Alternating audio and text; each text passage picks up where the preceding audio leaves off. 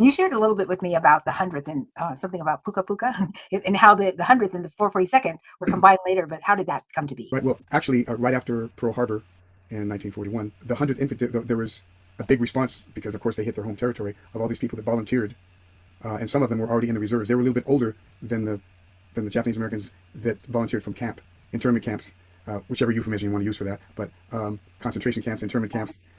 But so actually, they were the first before the 442. They were 8 or 9 months already in battle in Europe and did a lot of substantial things before the 100th, which were all mainly volunteers out of the camps. Although there were a lot of Hawaiians, of AJAs, they refer themselves as Americans of Japanese ancestry, that were also part of the 442. But the 100th Infantry, like, as I said, was 8 or 9 months ahead. And actually there was a lot of friction between they called them the Kotonks and the Buddha heads. And supposedly the Kotonk name for the mainland Japanese Americans was like a coconut falling to the ground, but it was like the sound of the helmet falling when they were falling to the ground by being bested by their 100th mates.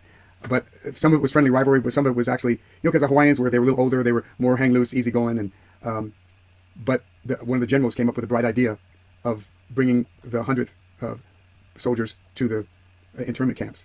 And when they saw the conditions there and realized that these guys, these 18, 19, 20-year-old guys that volunteered while their families were in these horrible conditions, it stopped all of that. They really realized what these guys had gone through and what they were volunteering for. And the thing that always got me was that they basically took one for the team.